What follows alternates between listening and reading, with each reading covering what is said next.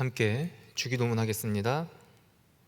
하늘에 계신 우리 아버지, 아버지의 이름을 거룩하게 하시며 아버지의 나라가 오게 하시며 아버지의 뜻이 하늘에서와 같이 땅에서도 이루어지게 하소서. 오늘 우리에게 일용할 양식을 주시고 우리가 우리에게 잘못한 사람을 용서하여 준 것 같이 우리 죄를 용서하여 주시고 우리를 시험에 빠지지 않게 하시고 악에서 구하소서. 나라와 권능과 영광이 영원히 아버지의 것입니다. 아멘. 찬송가 425장 찬송가 425장을 찬송합니다.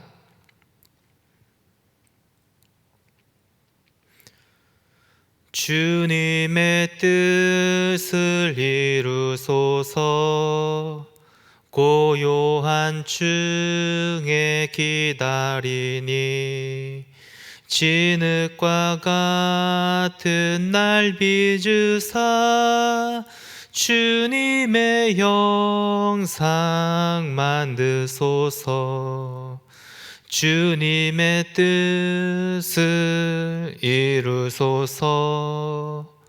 주님 발 앞에 엎드리니 나의 맘속을 살피시사 눈보다 희게 하옵소서. 주님의 뜻을 이루소서. 병들어 몸이 피곤할 때 권능의 손을 내게 펴사 강건케 하여 주옵소서. 주님의 뜻을 이루소서. 온전히 나를 주장하사 주님과 함께 동행함을 만민이 알게 하옵소서. 아멘.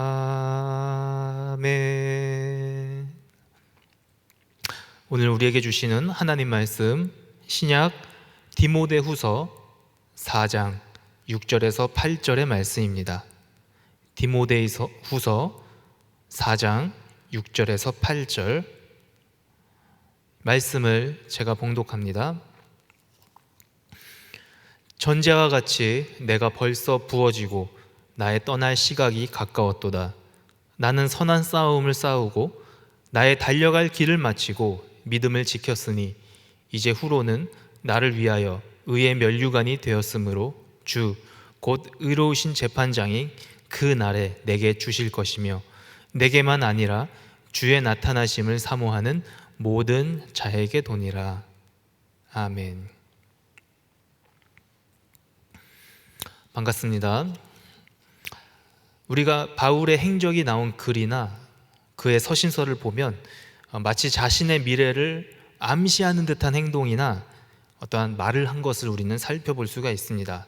하나의 예로 오늘 본문 말고 사도행전 20장을 살펴보면 바울이 3년 동안 눈물로 사역을 했던 에베소 교회의 장면이 나오게 됩니다. 그 에베소에서의 사역을 다 마칠 무렵에 이제 바울은 장로들을 초청을 합니다. 그리고 목양과 권면의 말을 하게 되는데 그날 말이 무엇인가 좀 이상하고 짠했던 것이 있죠. 그리고 유명한 말을 남깁니다. 내가 달려갈 길과 주 예수께 받은 사명 곧 하나님의 은혜의 복음을 증언하는 일을 마치려 하면은 나의 생명조차 조금도 귀한 것으로 여기지 아니하노라. 이러한 말을 남깁니다. 그러면서 이제 장로들에게 교회를 더욱더 잘 섬겨줄 것을, 양떼를 잘 지킬 것을 권면을 하게 됩니다. 이 마지막 권면을 하고 누구라도 할 것 없이 바울과 함께 목을 끌어안고 울면서 마지막 작별 인사를 했던 것을 우리는 성경을 통해 살펴볼 수가 있지요. 그 인사는 또한 그 바울이 했던 권면은 이제 바울의 마지막 인사였고 그의 유언이 되었던 것이죠. 에베소를 떠나면 다시는 만나지 못할 것이라는 그 사실을 바울은 이미 알고 있었고 초대받은 장로들도 다 알고 있었던 것입니다. 그리고 에베소를 떠나서 예루살렘으로 도착하자마자 붙잡혀서 이제 로마로 압송되는 것을 우리는 사도행전 성경을 통해 살펴볼 수가 있습니다. 자신의 마지막을 알고 있는 이 바울을 보면 그는 참 의연한 사람이라고 저는 생각을 합니다. 저는 이 바울의 마지막 멘트라고나 할까요? 마치 유언 같은 그의 마지막 언행 중에 가장 인상 깊은 부분을 꼽으라 하면 말씀드린 이 사도행전 20장의 이 에베소 교회의 모습, 이 장면과 함께 또 하나는 오늘 살펴본 본문 이 디모데후서 4장의 장면을 함께 꼽고 싶습니다. 바울이 떠나기 전에 이러한 말과 행동을 한 것이 멋있다거나 단순하게 동경을 해서가 아닙니다. 자신의 때를 안다라는 것이 과연 어떤 느낌일지, 그리고 그 죽음 혹은 그 마지막 삶의 앞에서 그 의연한 모습, 후회 없는 그의 언어와 행동이 오늘을 살아가고 있는 제가 이 바울의 마지막 장면을 보면 참으로 아직 멀었다, 이런 생각을 좀 해봅니다. 반성을 하게 된다는 거죠. 바울처럼 살고 싶은데 바울처럼 되지 않는 그 모습 참 많이 돌아보게 됩니다. 어쩌면 저뿐만 해당되는 것이 아닐 수 있습니다. 우리가 바울의 신학은 참 많이 인용하지요. 바울의 논리를 인용하고 현대식으로 재해석도 많이 합니다. 그런데 이 바울의 신학은 참 많이 있는데 바울과 같은 삶을 사는 것이 참 드문 것이 현실이라는 것입니다. 오늘 이 디모데후서 4장의 말씀을 일부 살펴보았습니다. 디모데 전서 및 후서는 목회 서신이죠. 목양 서신이라고도 합니다. 바울이 자신의 아들처럼 아끼는 디모데에게 쓰는 목회적 권면을 쓰는 것이죠. 이 디모데 후서가 쓰여질 당시의 상황은 굉장히 힘든 시기였죠. 당시에 로마의 네로 황제가 핍박을 하게 될 때 그 박해가 절정에 달하게 되죠. 정치적인 박해 그리고 사회적인 박해가 함께 있었던 시기죠. 네로 황제의 박해가 AD 64년에서 68년경에 극에 달했을 때에 디모데후서는 딱 그 중간 즈음에 쓰여진 책이라고 합니다. 굉장히 힘든 시기 가운데 쓰여진 책이죠. 이 상황 가운데에서 이제 오늘 본문에서는 바울은 마치 자신의 신변에 대해서 암시하는 듯한 글을 남깁니다. 그리고 그 글 이후에는 디모데에게 정말로 진짜 자기 아들처럼 사사로운 부탁까지도 다 하게 되지요. 인사말 누구한테 좀 남겨라. 이 사람은 좀 좋지 않다. 이런 식의 사사로운 감정들까지 다 이야기하는 듯한 인상을 주게 됩니다. 서신서의 분량에서 이 개인의 이야기를 넣었다는 것은 그만큼 디모데의 생각하는 것을 참 각별했다라는 것을 우리는 알 수가 있고, 이 속을 털어놓으면서 우리는 이 과정을 살펴보면 단순히 어떠한 교리의 지식을 전달하는 것에서 멈추는 것이 아니라 바울은 어쩌면 자신의 삶 그 자체, 그 전부를 녹여내고 싶었고 그것을 독자들에게 전해주고 싶었지 않았을까, 이러한 예상을 한번 해보게 되는 것이죠. 결국 그 개인의 이야기지만 그것은 우리 모두 전체에게 해당되는 그러한 개인의 암시를 바울은 보여주고 있는 것이죠. 그리고 그 주님의 제자로 살기로 한 그 바울, 그리고 오늘날에도 우리들 역시 주님의 제자로 살기로 하지 않았습니까? 그렇다면 그 그리스도인들이 어떠한 삶을 살아야 하는지에 대해서 비록 개인의 다짐과 개인의 어떠한 신앙 간증적인 이야기이지만 결국 그것은 전체성으로 다시 한번 해석을 할 수 있는 부분이 있다는 것을 우리들에게 보여주고 있다는 것이죠. 오늘 말씀 이 6절을 살펴보니 전제와 같이 내가 벌써 부어지고 나의 떠날 시각이 가까웠도다 라고 나옵니다. 전제가 뭘까요? 전제는 포도주나 어떠한 술로 드리는 제사를 말합니다. 그리고 한번 엎질러진 그 포도주는 여러분 다시 주워 담지 못하죠. 못 줍죠. 물 종류의 그 포도주 어떻게 다 주워 담습니까? 이 전제라는 것은 제사의 최종 단계입니다. 완전히 모든 것을 쏟아붓는 것을 의미합니다. 이 바울은 전제와 같이 이미 자기 자신이 벌써 부어졌다라는 것을 이야기합니다. 이것은 바울의 순교를 또한 암시를 하고 있는데, 자신의 미래가 어떻게 될지 이미 바울은 알고 있었다라는 것이죠. 그리고 그 자신의 미래는 전제와 같이 이미 쏟아진 포도주처럼 내가 어쩌면 죽게 될 앞으로 그 이 상황이라는 것은 다시는 주워 담고 싶어도 주워 담지 못하는 기정사실이라는 것을 이야기해 주고 있습니다. 그리고 이제 그 시각이 점점 가까웠다, 이거죠. 바울은 본인의 미래에 대해서 왜 전제라는 제사 용어를 사용했을까? 이것은 이제 방금 말씀드렸듯이 한번 쏟아져 부어진 그 돌이킬 수 없는 바울의 죽음을 예견하는 것이기도 하지만, 또한 바울이 그 순교에 대한 자신의 각오를 나타낸 것이기도 합니다. 쏟아진 포도주는 무엇일까요? 그렇죠. 그것은 예수님의 보혈이었습니다. 이 포도주가 부어짐을 받은 그 제단은 무엇일까요? 그것은 예수님의 십자가입니다. 바울은 이 참으로 영광스러운 그 십자가의 자리에 본인이 동참하는 것에 대해서 후회 없이 모든 것을 다 쏟고자 했던 것이죠. 그의 삶이 그러했고, 또한 죽음을 앞둔 그 직전까지 그 마음은 예나 지금이나 변치 않는 바울의 고백을 이야기해 주고 있는 것이죠. 그리고 이어서 7절에 이렇게 이야기합니다. 선한 싸움을 싸우고 달려갈 길을 마치고 믿음을 지켰다, 이렇게 말입니다. 이제 본인이 해야 할 그 역할도 이제는 종착역에 다다랐다는 것이죠. 그리고 그 복음을 전하는 삶에 있어서 자신의 그 자세에 대해서 지금까지 지켜왔던 것 3가지로 정리를 하죠. 먼저 선한 싸움입니다. 선한 싸움이 무엇일까요? 보통 싸움은 이기기 위해서 싸웁니다. 하지만 바울의 싸움은 나 자신을 복종시켜서 결국은 내가 넘어지지 않게 하기 위해서, 교만하지 않게 하기 위한 자신과의 끝없는 싸움을 평생토록 싸웠다는 것이죠. 그래서 누군가를 꺾기 위한 싸움이 아닙니다. 우리가 바울의 행적을 살펴보면 사도의 권익을 보호하고 또한 자신의 논리를 변호해야 하는 여러 입장에서도 그는 상대방을 공격하지 않았습니다. 대신에 절제 있는 언어로 끝까지 자신의 화를 짓누르면서 논리적으로 설파했던 것을 우리는 살펴볼 수가 있다는 것이죠. 결국 복음을 전하기 위해서 상대방을 치기보다는 나 자신을 먼저 쳐서 복종하게 하는 그 자신과의 싸움, 그러기에 바울은 선한 싸움이라는 표현을 오늘 본문에서 쓰고 있는 것입니다. 달려갈 길은 무엇일까요? 달려갈 길을 마쳤다. 이것은 당시에 인기가 있었던 그 운동 경기, 육상 달리기를 빗대어 표현한 것이기도 합니다. 하지만 단순한 육상의 트랙 경기만을 의미하는 것이 아닙니다.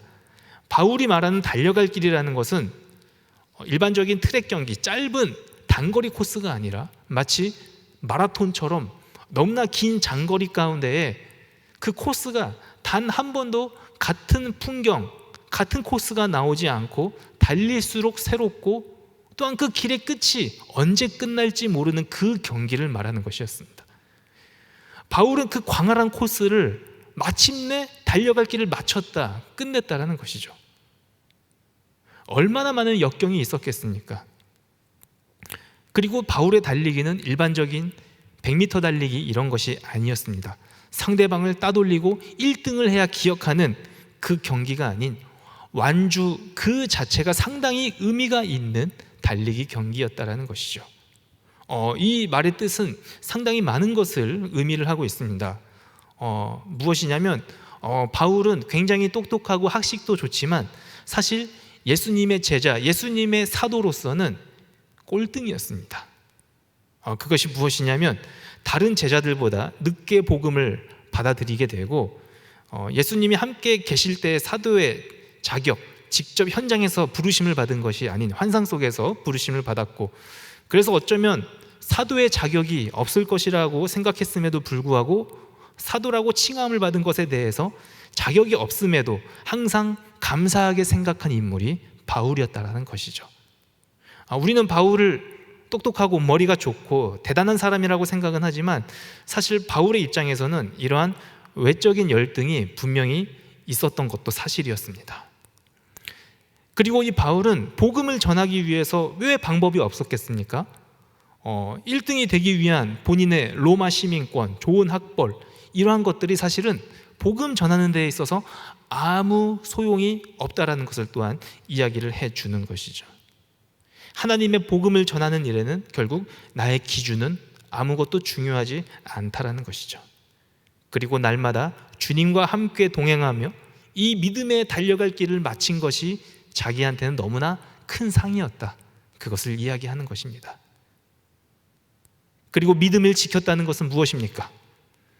이 믿음은 일반적으로 개념으로만 받아들이는 그 믿음이 아닙니다.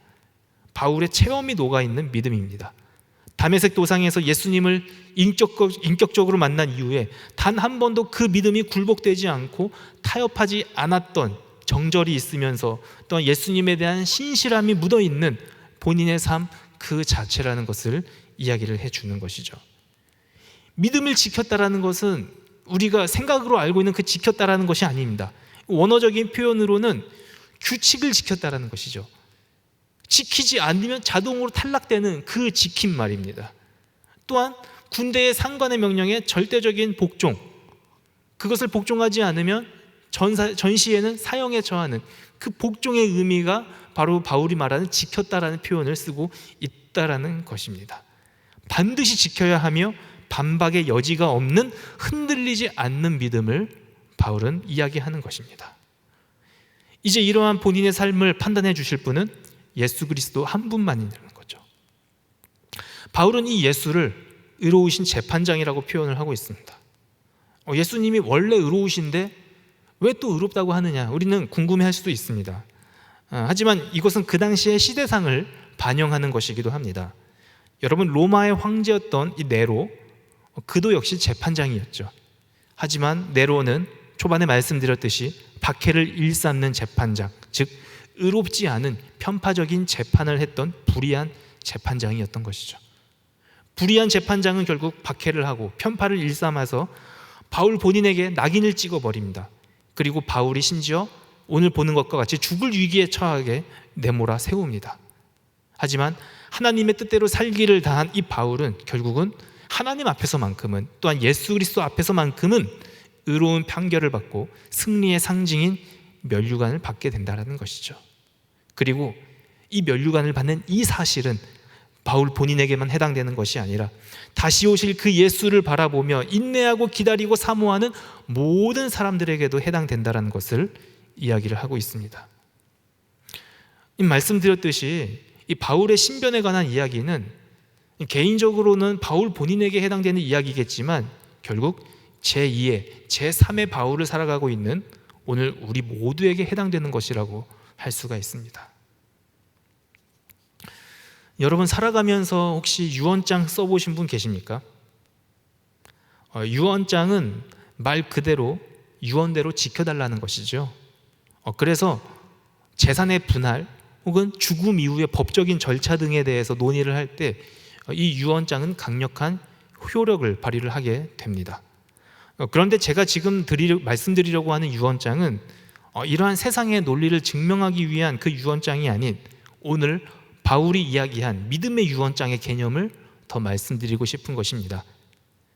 유언장에는 여러분 유언뿐만 아니라 자기의 인생이 녹아 있겠죠. 자신의 삶을 녹아 붙습니다. 그 유언장이 말이죠. 특히 바울이 디모데에게 말했던 그 유서, 그 유언에서는 그 성격이 더욱더 잘 나온다고 할 수가 있겠습니다. 그동안의 자기의 신앙의 모습, 믿음의 고백, 그리고 그 유언은 자신에게만 해당되는 것이 아닌 남아있는 모든 사람이 정말 그야말로 유언처럼 지켜줬으면 하는 그 바람이 녹아 있다라고. 그래서 유언의 효력을 또 한 번 발휘하기 원하는, 그래서 강력하게 이것은 지켜줬으면 좋겠다라는 것을 부드럽지만 강력한 메시지로 전해주고 있는 것이죠. 저는 오늘 이 살펴본 디모데후서 4장 6절에서 8절의 말씀을 사실 이 장례식장에서 많이 활용해서 설교를 하기도 합니다. 장례를 하다 보면 이 대부분의 믿음의 가정을 가만히 들여다보니 이제 먼저 돌아가신 어머니, 우리의 아버지들, 우리 할아버지, 할머니들께서 이 바울의 고백대로 참 잘 사셨다라는 것을 보게 됩니다. 이 신앙의 유산이 잘 되물림되어서 그 후손들이 그 신앙을 지키려는 모습이 얼마나 아름다운지 모릅니다. 그리고 비록 이 신앙의 가정이 아니다 하더라도 이제부터 열심히 이 내가 간직한 신앙을 내 자녀에게, 내 후손들에게 물려주려 하는 그 모습들, 그 모습이 얼마나 도전이 되는지 모릅니다.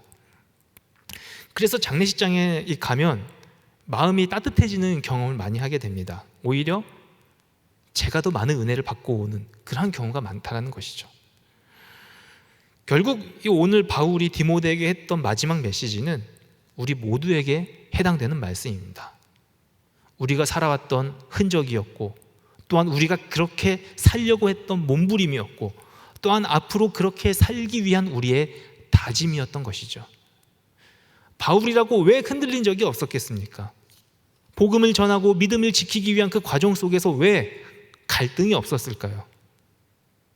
여러분, 바울의 이 유언 앞에서 완전한 믿음, 완벽한 신앙생활, 이러한 것을 말씀드리려는 것이 아닙니다. 우리 모두는 이 믿음을 지키기 위한 과정 가운데에 있을 뿐이라는 것이죠.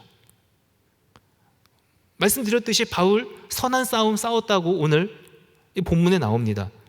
그런데 여러분, 이 선한 싸움, 이 싸움의 승패는 무엇일까요? 여러분, 싸움에 있어서 승패는 10대 0으로 이겨도 이긴 것이고 6대 4로 이겨도 이긴 것입니다. 그러면 우리가 처한 싸움이 무엇일까요? 여러분, 우리는 완벽하지 않는 이상 10대 0의 승리는 아닐 것입니다. 10개 중에 6개는 이길 수 있지만 4개 정도는 진 적도 많이 있다는 것이죠. 6대 4 혹은 5대 5에서 살짝 턱걸이 넘는 그 수준 말입니다. 결국은 그것은 하나님의 은혜가 아니면 이 싸움은 이길 수가 없다는 것을 이야기하는 것이죠. 우리가 하나님의 은혜로 비록 승리는 할 수 있지만 그 과정은 결코 순탄치만은 않다라는 것입니다. 여전히 우리 가운데 유혹이 도사리고 있죠. 어쩌면 나의 교만함이 아직도 많이 남아 있습니다. 믿음을 저버리고 싶은 적도 참 많이 있죠. 하지만 그 과정에서 여전히 하나님의 은혜를 붙잡고 하루하루를 살아가는 우리의 그 믿음, 그것을 지키려고 하는 그 마음이 여러분 중요하다는 것이죠. 이토록 우리의 믿음은 완벽하지 않더라도, 또한 완전하지 않더라도 다만 그것을 의롭다고 칭해 주시는 그 하나님의 은혜가 우리 가운데 있다라는 것이죠. 그래서 우리는 이 바울의 유언을 들여다볼 때마다 때로는 비장한 마음이 들기도 하지요. 그리고 바울과 나 사이에 넘을 수 없는 장벽, 수준 차이가 꽤 나는다, 이런 생각이 들 수도 있습니다. 하지만 사실 바울이 오늘 이야기하려고 했던 것은 자신의 넘을 수 없는 벽, 완벽한 모습, 그것을 이야기하려고 하는 것이 아니라 그러한 선한 싸움 가운데에서는 반드시 하나님의 은혜가 있었기에 승리할 수 있었다라는 것을 이야기해 주는 것입니다. 그리고 달려갈 길을 다 마쳤다 이야기하지요. 1등으로 들어왔다가 아닙니다. 말씀드렸죠. 그저 자신에게 주어진 그 긴 코스를 다 마쳤다는 것이죠.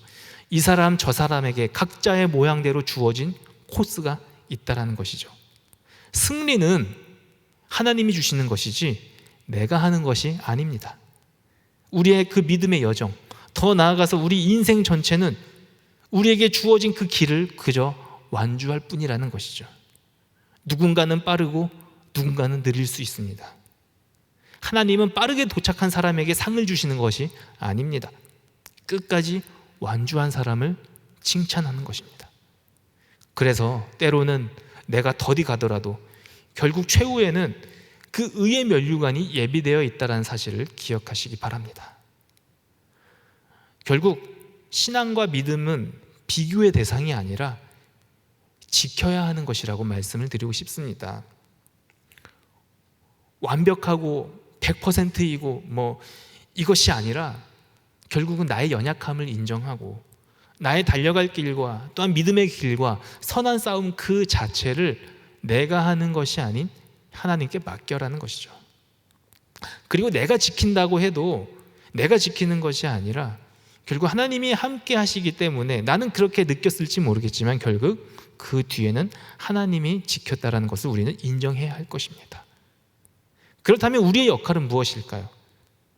결국 우리는 그 하나님의 일하심을 목도하며 그 사실을 인정하고 주의 나타나심을 사모하면서 함께 그 길을 가는 것입니다. 바울은 마지막에 이렇게 이야기합니다. 의의 면류관이 예비되었으므로 주 곧 의로우신 재판장이 그 날에 내게 주실 것이며 내게만 아니라 주의 나타나심을 사모하는 모든 자에게 도니라 라고 말입니다. 이것은 특정한 어느 한 명, 바울에게만 해당되거나 또한 우리가 생각하기에 믿음이 월등하게 나보다 더 뛰어난 그 사람에게만 해당되는 것이 아닌 예수 그리스도의 나타나심과 그 사역을 사모하는 우리 모든 사람, 저와 여러분 같은 어쩌면 보통 사람들에게도 모두 해당된다는 것이죠. 그래서 이제 우리 모두는 하나씩 하나씩 노력해야 할 것입니다.